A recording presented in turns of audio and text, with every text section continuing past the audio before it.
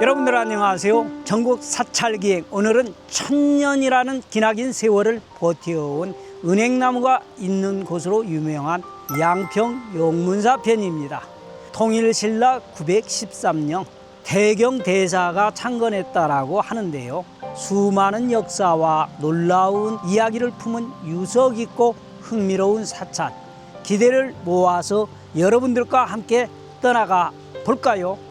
이곳이 용문산 용문사라고 현판에 걸려 있고, 일주문 양기둥에는 이처럼 용이 매달려 있습니다. 용문사는 2009년 일주문에서 절 입구까지 양쪽 길끝에 긴 수로를 만들어 놓았는데, 그 수량이 제법 많아 걸어가는 내내 맑고 경쾌한 물소리를 들을 수 있습니다.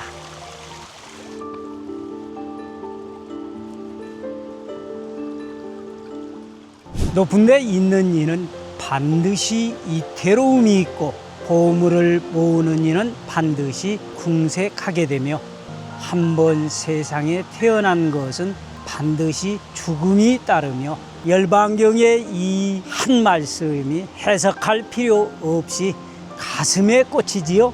예사롭지 않는 영역을 말해주고 있습니다.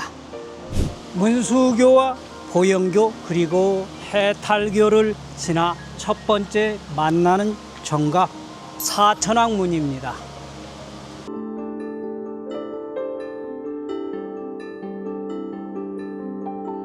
안으로 들어서면 사천왕이 기다리고 있는데요, 무섭게 보이지만 사실은 우리를 지켜주는 수호신입니다.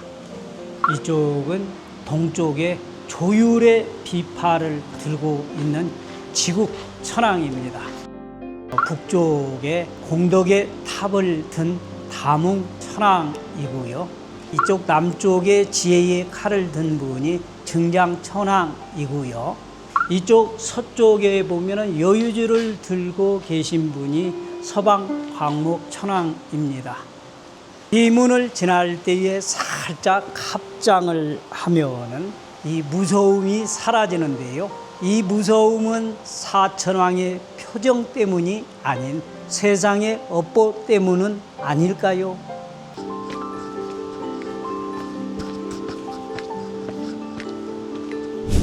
양평 용문사엔 이처럼 1000년이라는 기나긴 세월을 버텨낸 은행나무가 그 크기만큼 이름값을 톡톡히 하는데요, 천연기념물 30호로 높이가 42m, 둘레가 15m, 얼마나 큰지 보니 감으로 느껴지시죠? 이 은행나무는 매년 은행 열매를 350kg이나 수확을 한다고 합니다. 이 은행나무에 얽힌 전설이 있는데요, 하나는 의상대사의 지팡이가 뿌리를 내렸다는 이야기, 또 하나는 신라 마지막 경순왕의 아들인 마이태자가 직접 심었다는 이야기가 전하고 있습니다. 놀라운 건 이게 아닙니다. 나라에 큰 병고가 있을 때마다 소리를 내어 알렸다고 합니다. 조선 고종이 돌아가셨을 때에는 큰 가지가 부러져 떨어졌고요,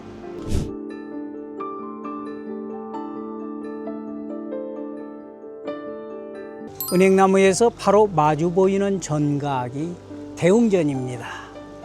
대웅전 보실 때에 주변 산자락도 함께 보시면 용문사의 특징이 좀 더 잘 보이는데요, 뒤로는 용문산이 어머니의 품처럼 포근하게 감싸고, 앞으로는 물길이 흘러내립니다.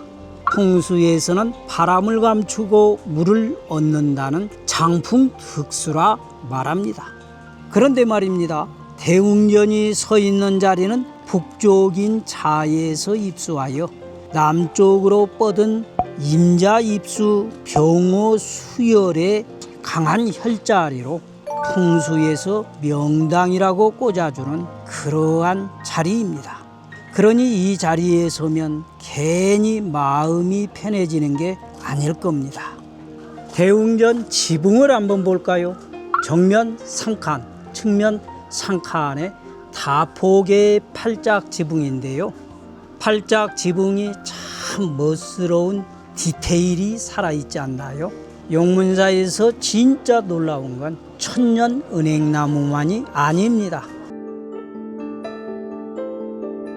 대웅전 안을 들여다볼까요? 삼불상 뒤에 탱화를 한번 보시지요.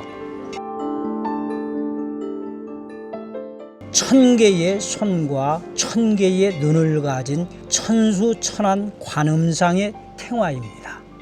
직접 보면 압도된다라는 말이 왜 나오는지 알겠지요? 그런데 말이죠. 가까이 와서 보니 이 문창살도 예사롭지 않습니다. 작은 부분 하나하나 허투루 만든 흔적이 없습니다. 위에 부분에도 학이 조각이 되어 있고 단청들은 굉장히 화려한 모습을 보이고 있습니다. 대웅전에서 나와 바라본 3층 석탑과 은행나무입니다. 앞에 보이는 개울 건너 안상까지 한눈에 다 들어오지요. 그리고 3층 석탑 옆 이 철탑은 어디에 쓰는 물건일까요? 공사하다 방치된 크레인이 아니고요. 은행나무가 벼락 맞는 것을 막기 위해 1983년에 세운 86m의 피레침입니다. 석조 약사 열애 자상입니다. 2018년 점안을 했으며 병을 고치고 재앙을 덜어주며 삶이 힘들고 버거울 때 그 현실 고통에서 벗어나도록 돕는 부처님입니다. 석조 약사 열애 자상이 돕도록 여러분의 소원을 댓글창에 하나만 써보시면 어떨까요?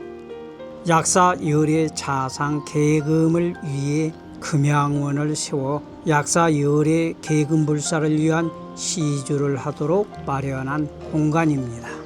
이곳은 지장전입니다. 이곳 가운데 모셔진 지장보살은 죽은 영혼과 고통받는 중생을 구제하는 보살입니다. 왕관과 관복을 입고 있는 시왕들, 지장전은 명부전 혹은 시왕전이라고도 말하는데요. 대부분 용문사처럼 대웅전 우측에 위치합니다. 여러분들이 잘 알다시피 돌아가신 분의 천도제, 49제, 그 밖에 제사 등을 진행하는 곳입니다. 보통 사람들은 지장보살께 고인을 극락으로 가도록 해달라고 기도합니다. 그 기도는 삶의 집착과 죽음의 경계에서 간절히 바라는 애타는 기도일 것입니다. 이곳은 용문사 관음전입니다. 관음전은 내부가 팔각 모양으로 건물이 조성이 되어 있는데요. 안에는 관세음보살님 한 분을 모셔놓고 뒤에 후불탱화를 함께 조성을 했습니다. 후불탱화는 상당히 길게 이어지고 있는데요. 굉장히 화려한 그러한 느낌, 그리고 탱화 속에 스토리가 숨어있는 그러한 모습입니다. 대웅전 왼쪽 비탈길을 오르면 작은 전각들을 만나게 되는데요. 이곳은 삼성각입니다. 산신만 모신 곳이 아닙니다. 독성과 칠성 그리고 산신을 함께 모신 정각입니다. 왼쪽에는 홀로 수행하여 깨달음을 얻는다는 독성이 모셔져 있습니다. 가운데는 북두칠성을 상징하는 칠성이 자리하고 있고요. 오른쪽 소나무 아래 호랑이와 함께 앉아있는 백발노인이 바로 산신입니다. 산을 지키고 사람을 보살핀다고 하지요. 그래서 옛부터 사람들은 산에 오르면 먼저 산신께 인사를 올렸습니다. 불교에서 우리 민간신앙이 한자리에 어우러진 공간, 바로 이곳이 용문사의 삼성각입니다. 이곳은 범정루입니다. 이 종소리는 중생을 깨우고 지옥의 고통도 잠시 멈추게 한다고 합니다. 놀랍게도 범종 위에 은행잎 모양이 새겨져 있는데요. 천년 은행나무를 지키는 절이라서 그런지 범종까지 은행잎과 인연이 닿았나 봅니다.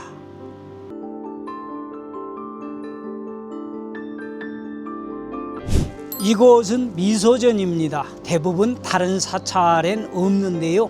미소라는 이름은 석가모니 부처님의 염화미소에서 왔습니다. 부처님이 꽃을 집어 올리자 마가섭만이 그 뜻을 알아차리고 미소를 지었다는 그 유명한 법문이지요. 염화미소는 진정한 마음으로 깨닫는 순간을 뜻하는데 선불교의 근간이 되는 말입니다. 516 나한의 제각각인 표정 하나하나 이곳 용문사만의 특별한 묘미입니다.